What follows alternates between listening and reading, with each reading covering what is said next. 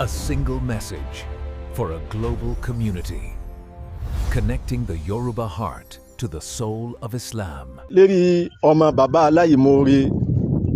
sótún wá da kọ́ran ẹbí kọ́ran ará tọ́pìkì tòní nìyẹn. Gbogbo ẹ̀yin tẹ́ bá ti wà ní line pẹ̀lú wa ẹ bá wa share prógámù yìí. Mo fẹ́ kí prógámù yìí kó kan ọmọ bàbá aláìmoore, mo fẹ́ kó kan lára. Ta ni à ń pè ní aláìmoore? Òun náà ni ìkan nínú àwọn ọmọ Markaz. Ìkan nínú àwọn ọmọ Markaz tó wá já sí pé Maulana Sheikh Adam ṣe wàhálà lórí ẹ̀. Maulana Sheikh Adam wọ́n ṣe fìtínà lórí ẹ̀. Maulana Sheikh Adam wọ́n dààmú púpọ̀ lórí ẹ̀. Kí wá sórí ti ẹnìkan wọ́n dààmú púpọ̀ lórí gbogbo tí ń jẹ́ ọmọ kéwú.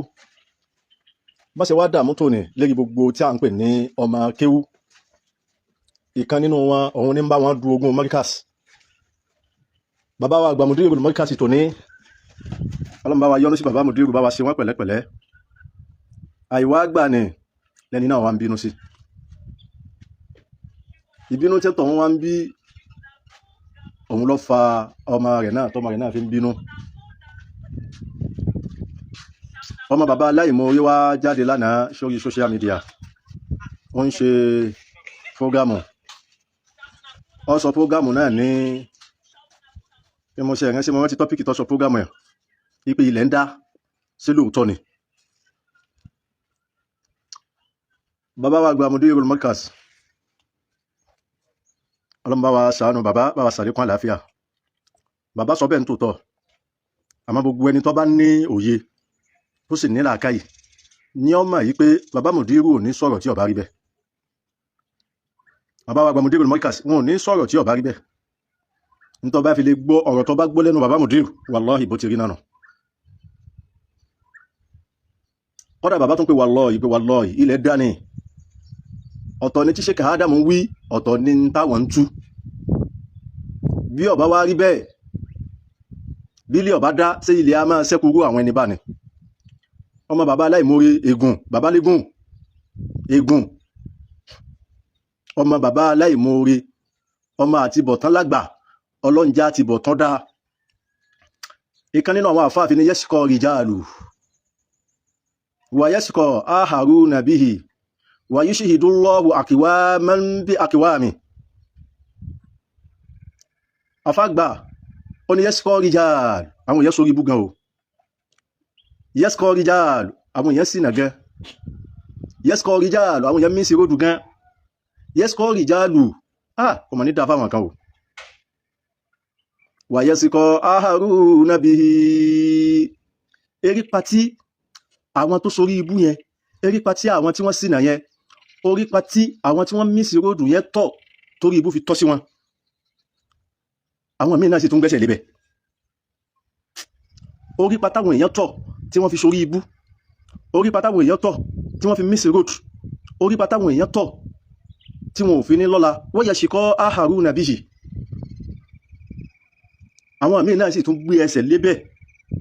Kò wá sí tó jẹ́ káwọn náà gbẹ́sẹ̀ lébẹ̀ o, torí báwọn náà fẹ́ sínà, àwọn náà fẹ́ sórí ibú ni. Tí ó bá wá rí bẹ́ẹ̀, ọmọ kéwù Maulana Sheikh Adam kó sì máa bá Maulana Sheikh Adam tòní kó sì máa bàjà. Bọ́sẹ̀ jásí pé ọmọ kéwù náà sọ́njọ́ ní olóhun kí wá dàbíyà, èyí nǹkan ni pọ́blẹ́mù. Yẹ́sìkọ́ rìjàlù. Bàbá légùn orí bú tẹ́ẹ̀ṣẹ̀ yìí ó ti fẹ́ rán mọ́ o. Yẹ́sìkọ́ rìjàlù. Ó ṣe jásí pé ẹ̀rí wàhálà tí Maulana Sheikh Adam ṣe lórí yín ẹ̀rí rò. Tó fi jásí pé ibi tó kù tẹ́lẹ̀ máa ta fàṣí, ibi tó kù tẹ́lẹ̀ dojú ìjà kọ, ibi tó kù tẹ́lẹ̀ àfi kí bí ó ṣàtú òun náà ayé Maulana Sheikh Adam. Ẹ ń wò pé ń tẹ́lẹ̀ ṣe òun ní kẹ́ tú ayé Maulana Sheikh Adam. Kẹ́ bàbẹ̀jẹ́, ìbàbẹ̀jẹ́ yín, ìdá ìbẹ̀rù yín, ṣé ó lé yín kú ni àbódì yín kú? Yẹ́sìkọ́ rìjàlù. Àwọn èèyàn ti kàgbákò gan o látara Maulana Sheikh Adam. Sheikh Adam ò ṣépè fọmọ kéwú kan lójú ayé wọn. Kódà nígbà tí Maulana Sheikh Adam tún kú náà, wọn ò ṣépè fọmọ kéwú, gbogbo ọmọ kéwú ni wọ́n foríjì. Torí pé wọ́n rí ní rí pé adúrú wàhálà tí mo ṣe lórí rẹ̀. Oríṣiríṣi ọ̀tá tí ń bá bàbá wa Mudirul Markaz òní, tí ń bá bàbá wa Maulana Sheikh Adam tòní, tí ń bá wọn ṣọ̀tá ní bàbá yìí ń bá ṣọ̀rẹ́, ní bàbá yìí mú lọ́rẹ̀. Gbogbo ẹni tí gbogbo àwọn tí wọ́n láwọn fẹ́ wó Markaz nínú wọn ni àwọn tí wọ́n láwọn tó lọ dá níwọ̀n rabi tọ́lẹ̀, gbogbo orú wọn ni bàbá yìí mú lọ́rẹ̀, gbogbo orú wọn ni bàbá yìí mú mára. Bàbá yìí mú gbogbo wọn mára, kò rí náà rí pé wọ́n fẹ́ bá iṣẹ́ àfá àwọn jẹ́. Dúró tó pé ó fẹ́ du ogún bàbá wa àgbà Mudirul Markaz, bàbá wa Maulana Sheikh Adam, ogún wọn tó fẹ́ gbà, tó fẹ́ dù, àìwá rí fún, àìgbáláyẹ̀ láti ní kó gbà, òun ni odidi ìjà tí ń bá Maulana Sheikh Habibullah Adam Abdullahi Al-Ilory. Ọba wọn jà fá títí, àwọn ọ̀rọ̀ pọ̀ lábẹ́. Àmọ́ jàmáà, yẹ́sùkọ́ rijal, ẹjẹ́ nílé kẹ́lẹ́ kan sí yìí, ẹni tá ń wí ó lè máa pè rẹ̀ láàfá, ẹni máa pè láàfá, ó lè lọ máa kéwú. Hello? Ṣáàjí dáadáa tá ní?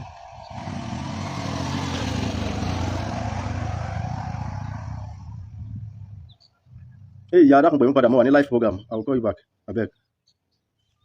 Sorry. Yẹ́sùkọ́ rijal, àwọn èèyàn ti sórí bú gan,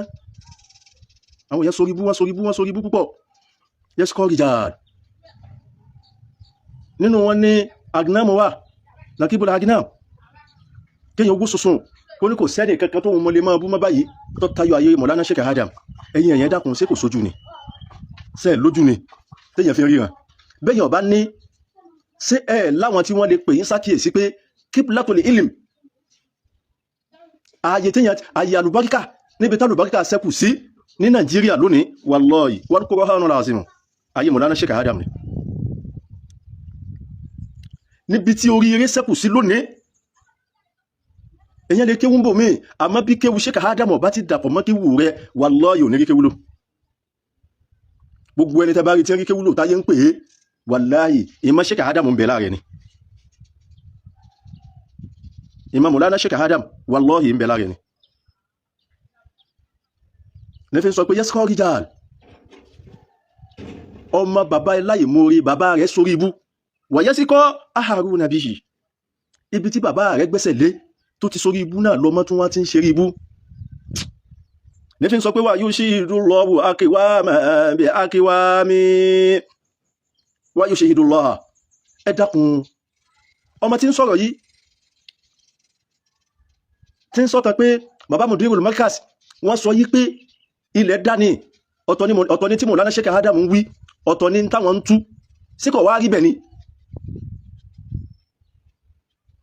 Bàbá rẹ̀ ja Maulana Sheikh Adam lólè, kò sanwó olé kéwú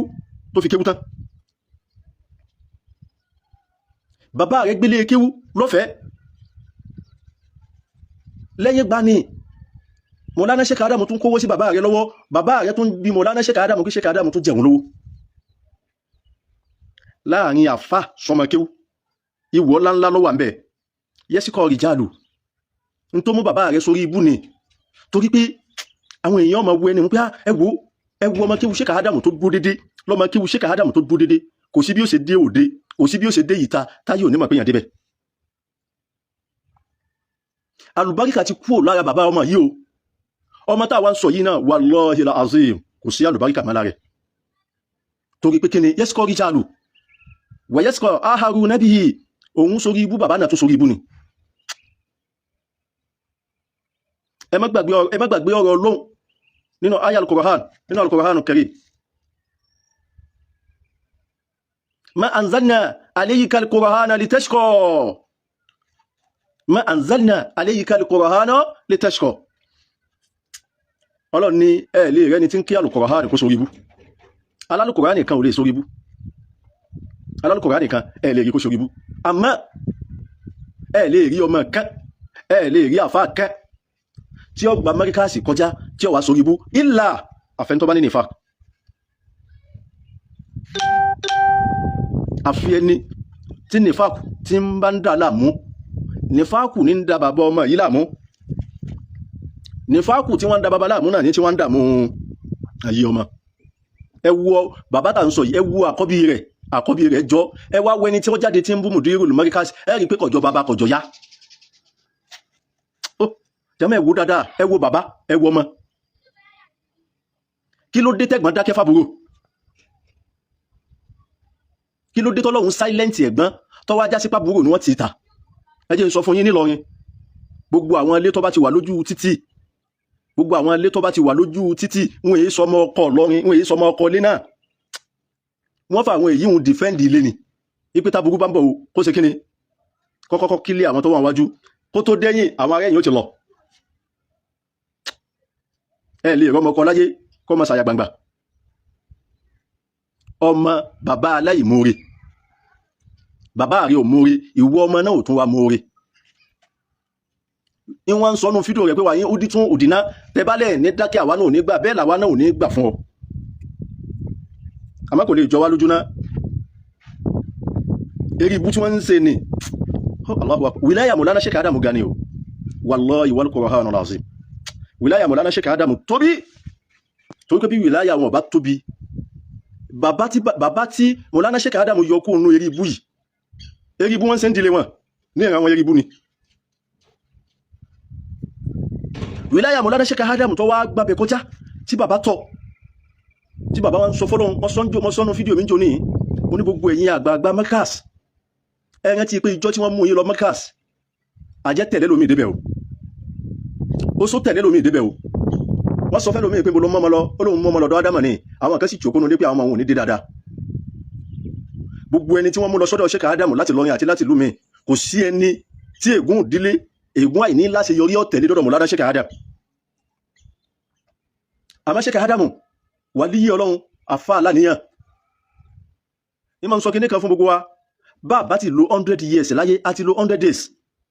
àmọ́yà àfáà tí wọ́n kọ́ ọmọ kéwú sí lọ́dọ̀ wallahi wal Qur'anul azim ayé àwọn ọmọ kéwú bàjẹ́ kódà àwọn òbí wọn padà sọ pé wọ́n lọ́run kí la ṣe léyìí fún ń ta ní ìran kan tá a fi mọ́mọ́ lọ rí kéwú kó la bá lára wọn mọ́ àìmọ́yà àfáà tí ń lo kádàrá ọmọ kéwú Sheikh Adamu wá lo kádàrá ẹni kankan gbogbo ẹ̀yin bàbá wa àgbààgbà ní Markaz gbogbo yín yányá gbogbo àgbákò wàhálà fìtínà tó tẹ̀lé yín dé Markaz Mọ̀lánà Sheikh Adamu sì gbọ́nù lára yín Mọ̀lánà Sheikh Adamu yìí lọ́pọ̀lọpọ̀ yín ọ̀wá rí sí nǹkankan lọ́pọ̀lọpọ̀ yín wá dákẹ́ ẹ wá dákẹ́ àwọn tẹ bá tún wá rí tí wọ́n ń jáde sọ̀rọ̀ ẹ tún ní wàhálà àwọn pọ̀ ṣé gbogbo yín fẹ́ láti bọ̀ tán báyìí ṣé gbogbo yín náà sì fẹ́ sọ̀kalẹ̀ dáadáa ká máa bú àfáà yín kẹsì lè má lè jáde ó tún wá jẹ́ pé àwọn míì tún wá jí ọmọ Markaz gangan ẹ̀yin náà wo ọmọ bàbá aláìmoore tá a sọ yìí ìjẹta sájẹta ni ìjẹta ló ṣe fídíò yẹn tí fi ń bú Mọ̀lánà Mudirul Markaz tó ní jẹ́ kí n sọ fún ọ lónìí lọ gbọ́ kọ̀nfàmù ní sọ fún ọ gbogbo wọ bóyá o lè sọ jáde ni o àbọ̀ sọ jáde tó bá ti ní ìbínú Mọ̀lánà Mudirul Markaz lẹ́mìí tọ́já sí bí Mudiru ṣe ń sọ̀rọ̀ ni bí Mudiru ṣe ń ṣe ni inú ń bí ọ bá jádàbíyà ọba jẹ́ Sumaratul Mu'min ọba jágbárí gidoma gbogbo tó bá léwu kó o lè jẹ́ wallahi wal Qur'anul azim eré rẹ̀ làfáà mọ́ o ọgbọ́ eré rẹ̀ làfáà mọ́ ẹni tí ọba ṣe bínú èyí bínú ẹ̀ bàbá tà ń sọ yìí ọmọ bàbá aláìmoore ọwá jáde ń bú Mudirul Markaz ń fi ń dà rẹ̀ tí bú ìyá Mọ̀lánà Mudirul Markaz níyàwó Mọ̀lánà Sheikh Adamu ṣáà pé ibú rẹ̀ kò sọ wọn dáútẹ̀ yìí wọn dáútẹ̀ ẹ̀yin náà wo bó ti rí sí àfáànù ṣé mọ́lẹ̀ yín rí mọ́lẹ̀ lára ẹ̀ ní fi ń sọ pé yẹ́sí kọ́ rìjàd àwọn èèyàn máa sọ ibú gan fa láì ṣe pé Sheikh Adamu ló mú ọdún ibú ìkan nínú àwọn àfáà kan nílùú Ìwó ọlọ́mọba wa ké bàbá náà à ń pè bàbá náà ní bàbá láyè wọ́n wá dọ́dọ̀ bàbá láyè wọ́n sọ fún mi kí àfáàgbà aládìẹ bí bàbá ṣe pè mí nù wọ́n bá fi lè mọ̀ pé àti ń jáfa àgbà pẹ́ àfáàgbà aládìẹ bàbá náà fẹ́ràn mi púpọ̀ ọmọ wọn lóbìnrin òun ló mú mi lọ́dọ̀ bàbá aláyè nílùú Ìwó nínú àwọn tí wọ́n máa sẹ́rà nínú àwọn tí wọ́n ṣe wọ́n dá wọn yẹn tọ́ wọ́n mú mi débẹ̀ sẹ́sì mọ̀ gébélé rí bá ti léré lórí inú rí ó dùn ni hello mo wà ní live olóríire wọ́n dọ́dọ̀ rẹ̀ wọ́n ní ní abáládé àwọn ará àwọn sọ pé aláyè máa ń pààyàn wọ́n yé sí pààyàn àwọn ni wọ́n ń para wọn èèyàn gbọ́dọ̀ ogun tí ọ̀dá sí mi Allahu Akbar bẹ́ẹ̀ ni bàbá Mudirul Markaz ọmọ bàbá aláìmoore sọ fún mi ṣé bí Sheikh Adam ṣe tọ́ bàbá tiẹ̀ ṣé bẹ́ẹ̀ ni bàbá rẹ̀ ń tọ́ àwọn ọmọ ẹ̀gbọ́n bẹ́lẹ̀ wọ́n dá ẹ̀gbọ́n lákẹ́ fábúrò torí pé kí ni àbúrò èé sọ ọmọ ọkọ kọ̀ǹfàmù ni ọmọ bàbá aláìmoore àbúrò tí ń sọ̀rọ̀ tí ń bú bàbá wa gba Mudirul Markaz ẹ̀yin náà ẹ wo bó ti rí ẹ wo bàbá ẹ wo yá rẹ ẹ wo bàbá tó bí ẹ wo yá tó bí ọjọ́ bàbá ní fèsì ní rìn ní sísọ̀rọ̀ ní gbogbo nǹkan ló fi já sí pé tẹ bá sábà wo àwọn ọmọ àlè wọ́n sábà máa ń lẹ́nu gbogbo ẹni tẹ bá ti rí tó lé tẹnu rẹ̀ mú bẹ́lẹ́bẹ́lẹ́bẹ́lẹ́bẹ́lẹ́ wàláhì kìí sọmọ ọkọ ọmọ àlè ni gbogbo ẹni tẹ bá ti rí tó ní kò sẹ́ni tá à lè bú kò sẹ́ni tá à lè bájà ẹ wo dáadáa kìí sọmọ ọkọ ọmọ àlè ni nífi sọ pé yẹ́sìkọ́ Richard wà yẹ́sìkọ́ aharu nabihi eré pa táwọn akẹgbẹ́sẹ̀ lé tí wọ́n fi sórí ibú táyé fi ń forí ibú hàn tí wọ́n fi ń ròyìn wọn orí pa táwọn kan ṣe ìwà táwọn kan wù tí wọ́n fi dẹni òfò wà yẹ́sìkọ́ aharu nabihi lẹ́yìn náà tún gbẹ́sẹ̀ lé nínú àwọn tẹ́ẹjọ jẹ́ ọ̀rẹ́ tí kan bẹ nílọrin a ń pè ní bàbá àgbàṣẹ́ àjára níbo ni bàbá àjára ó dé tẹ́ẹ̀ ní mọ̀ pàfà débẹ̀ nínú àwọn tẹ́ ń pè lọ́rẹ̀ yínú òun ni bàbá wa àgbàlájára bẹ́ẹ̀ rí bàbá wa àgbàlájára ẹ mọ̀ kó wà ní ọlọ́run àfà làwọn eléyìí tó pé bàbá wa àjára àwọn èé ṣe wọn lábòsí ìwọ ni wọ́n bá wọn sọ̀rẹ́ níbo ni wọ́n dé táyé mọ̀ pàfà ní ọ níwọ̀ bàbá ní sọ àti bọ̀tán lágbà ọlọ́run já ti bọ̀tán dára ọmọ náà tún wá gbẹ́sẹ̀ lórí pa bàbá rẹ̀ torí bẹ́ẹ̀ wọ́n mọ́ kí lè yí ọkàn máa jẹ́ nútọ̀ lásán ni o nútọ̀ tí ò tí lọ́mọ kò tí ní ọmọ àti ìwọ bèlè pé a sọ pé bá ti pè ní odidi ọ̀rọ̀ alaykum salam ya odidi ọ̀rọ̀ ń bọ̀ lórí ẹ̀ abẹ́ má gbàgbé pé yẹ́sìkọ́ Richard àwọn akẹ́sọ̀ orí búlára Mọ̀lánà Sheikh Adam èrò pọ̀ wàyẹ́sìkọ́ aharu nabihi wàyúṣìdúnlọ́hù akiwaman bí akiwami ẹgbọ́ wàyúṣìdúnlọ́hù akiwaman bí akiwami nínú wọn nínú àwọn tó sórí búlára Mọ̀lánà Sheikh Adam láfà aládò wà fà aládò tọ́mọ̀ àmà tó sọ àdúsápò àfà rẹ̀ la ilaha illallah wallahi wal qur'anul azim tí èèyàn bá rí ìwà táwọn ẹni yìí ń wú ọmọ kíwú èèyàn nífẹ̀ẹ́ kọ́ ọmọ kankan ní kíwú mọ́ èèyàn owó sọ́sùn tó ní tó wọ́n bá ṣe kí ni afá mi tí mo bá bẹ́ ìjà wá fìlì ẹ̀ lẹ́nu ọmọ kíwú náà lè gúnlẹ̀ dáadáa illa ma tahaba wallahi wal qur'anul azim èèyàn sọ fún afá àtọ́kọ́ tó ní tí mo bá bẹ́ ìjà wá fìlì ẹ̀ kí lẹ tó ń fẹ́ ká fìlì ju tẹ́ ti ṣe ní lọ gbogbo orú yín bẹ́ẹ̀ tẹ́ jẹ́ ọ̀tá Mọ̀lánà Sheikh Adam àwọn kan wá bẹ̀rún gbéléjú ní ọmọ kíwú ni o nínú ọmọ kíwú àmọ́ gbogbo yín yányá wal aqibatu lil muttaqin wal aqibatu lil muttaqin ìgbẹ̀yìn ó ṣe pàtàkì o Mọ̀lánà Sheikh Adam àlékún kí ọlọ́run àti èrè ọlọ́run bá wa ṣe fún àfáàgbà Mọ̀lánà Sheikh Adam àfáàgbà tó ní bàbá wa àgbà Mudirul Markaz àfiọlá agbára ọlọ́run ògo orí ọlọ́run àti àánú rẹ̀ àfi bí ọ́ gbogbo tó bá lè wù kí wọ́n ọlọ́run lè sọ àpadà sí búdá ọlọ́mọdé ọba bàbá Mudirul Markaz olúwa má fi bàbá Mudirul má fi pa wá lẹ́kún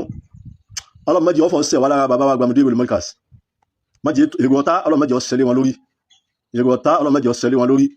èrò ọ̀tá májè ọ̀sẹ̀ lórí àfáàgbà Mọ̀lánà Mudirul Markaz ìjẹjà ní gbogbo ìgbà ní gbogbo àsìkò ní gbogbo mẹsẹ́jú ní gbogbo minute tí ń bẹ lára àfáàgbà Mudirul Markaz ọlọ́mọdé ó kù lára wọn albarka la sayyidil hujud Muhammadu Rasulullah sallallahu alaihi wasallam lọ́wọ́ láwọn náà níwájú ọlọ́run gbogbo àwọn olólùfẹ́ táà ṣiṣẹ́ fún Mudirul torí owó àwọn gba sálárì o àwọn àgbà sálárì o àwọn adún gba sálárì o àwọn sákì ń gba sálárì o ẹgbọ́ Gàfárì ń gba sálárì o àwọn gbá a sì ní gbàtà ikú insha Allahu bi qudratillah kí wú tí wọ́n kọ́ wa ó tó wa wà gbà Mudirul Markaz wa rafa'nahu makanan aliyya àfàgbà Mọ̀lánà Sheikh Ahmed Rifai bàbá lábí kan àpèsóríire àpèrárànṣe la ilaha illallah wà ní yí ọlọ́run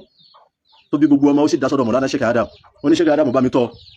la ilaha illallah gbogbo ọmọ jí bàbá lábí kan bí bàbá lágége lọ́tọ́ wọn kò sọ máa lè kò sí ọmọ àlè nínú ọmọ bàbá lábí kan alékùn ìkẹ́ ọlọ́run àti ìkẹ́ ọlọ́run bá ṣe fún bàbá lábí kan rahmatullahi alayhi lọ́wọ́ láwọn ni ma fi sọ pé yáwà sí látànà إلى لمولى شيخ أمدنا أبيك السلام عليكم ورحمة الله تعالى وبركاته. على ديمبو.